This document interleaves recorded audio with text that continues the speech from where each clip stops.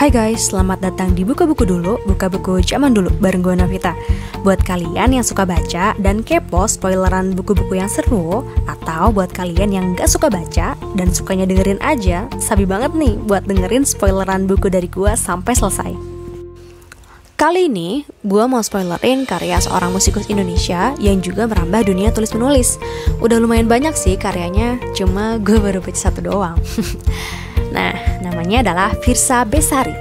Karya Firsa Besari yang gue baca pertama kali itu judulnya Tapak Jejak. Tapak Jejak diterbitin tahun 2019. Di buku ini, Firsa juga nyeritain proses pembuatan bukunya sampai akhirnya bisa terbit. Nah, dia ngelakuin petualangan yang jadi cerita utama di buku ini itu di tahun 2013. Terus dia mulai nulis dan edit-edit sampai akhirnya kelar di tahun 2018. Wow, 5 tahun berarti ya. It's not a short time. Tapi emang usaha gak pernah ngehianatin hasil sih. Karya dia ngebuka banget wawasan gue sebagai seorang yang belum pernah mengunjungin tempat-tempat yang dia ceritain di bukunya. Dan ada banyak banget makna kehidupan yang bisa gue petik juga waktu selesai baca buku itu. Salah satu hal yang menarik buat dikulik adalah alasan si penulis kenapa sih akhirnya mutusin buat nulis karyanya. Nah, di bukunya dia juga nyeritain alasannya kenapa dia nekat ngelakuin petualangan, ngejelajahin daerah-daerah di wilayah timur Indonesia, bahkan akhirnya sampai ke perbatasan Indonesia Papua Nugini. Wow. Dan alasannya adalah karena dia patah hati. Gak diceritain secara lengkap sih kenapa bisa dia patah hati. Tapi ya intinya dia patah hati gitu terus putus deh sama pacarnya.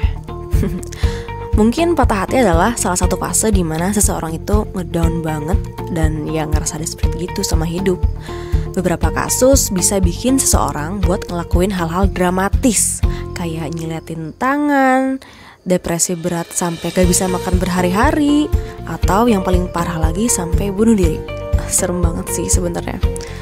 Dan buat kasus yang dialamin sama Firsa sendiri, dia akuin juga nih bahwa keren ya, ternyata patah hati yang dia rasain bisa bikin dia ngelangkah sejauh itu, ngejejakin indahnya Indonesia dan nemuin banyak banget nilai-nilai kehidupan yang gak akan bisa dilupain seumur hidup tentunya. Tapak Jejak hadir dengan dua alur cerita.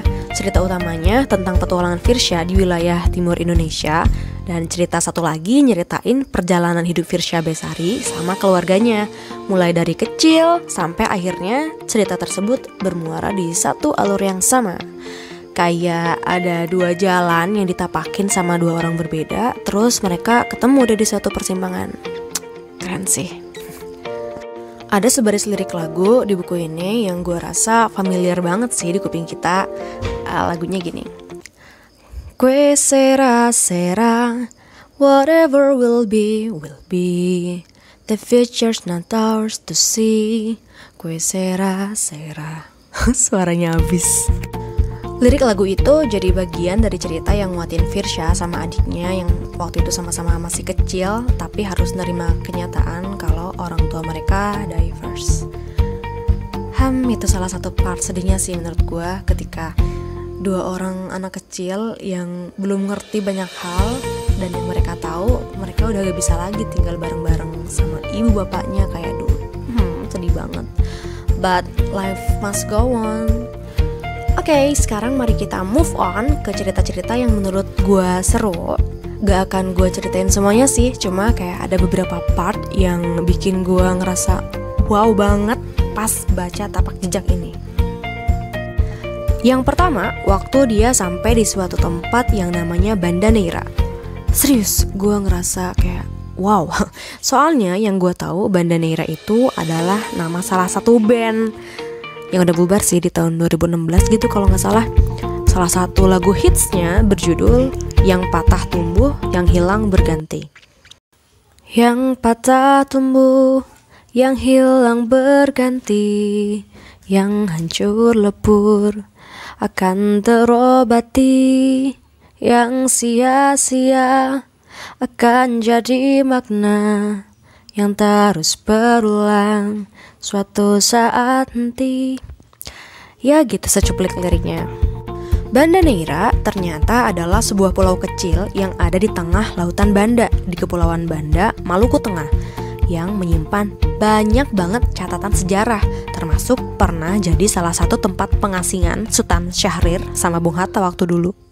Menurut informasi yang gue dapat dari Bubukrit.id, dulu sebelum Belanda nguasain Batavia atau yang sekarang kita kenal dengan Jakarta, Belanda terlebih dahulu nguasain Banda Neira.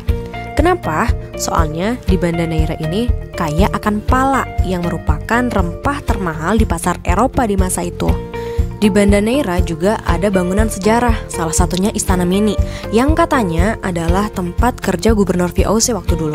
Bentuknya mirip banget sama Istana Negara di Jakarta, tapi ukurannya lebih kecil gitu. Dan katanya Istana Mini ini dibangun setahun sebelum Istana Negara di Jakarta dibangun. Jadi mungkin juga Istana Mini ini itu merupakan denah awal Istana Negara, soalnya katanya gedungnya bener-bener mirip banget. Yang kedua, Firsha juga ngejejakin Pulau Buru yang seketika bikin pikiran gue terbang ke seorang penulis yang karyanya fenomenal banget, identik dengan Pulau Buru. Siapa lagi kalau bukan Pramoedya Anantatur. Pulau Buru merupakan salah satu pulau besar di Kepulauan Maluku. Pulau Buru adalah salah satu tempat penahanan Pramoedya Anantatur yang waktu itu jadi tahanan politik tanpa melalui proses pengadilan. Yang kemudian menjadi tempat lahirnya tetralogi Buru. Yang paling terkenal itu Bumi Manusia, dan udah dijadiin film juga sih, tapi gue belum nonton. Sebenarnya masih banyak banget cerita serunya. Kalau kalian kepo dan suka sama cerita-cerita perjalanan gitu, Tapak Jejak ini recommended sih buat dibaca. Dari gue ratingnya 5 dari 5, which is sangat recommended versi gue. Kalimat pamungkas untuk mengakhiri buka buku dulu kali ini, sebagian gue kutip dari halaman 301 Tapak Jejak. Sejauh kaki melangkah, seluas bumi yang berhasil dijelajahi, jangan lupa untuk kembali pada suatu tempat yang kita sebut sebagai rumah. Rumah adalah tempat kita menaruh hati. Untuk pulang, ikuti hati. Ia takkan membawa kita ke tempat yang salah. Sekian buka buku dulu kali ini bersama gue Novita. See ya!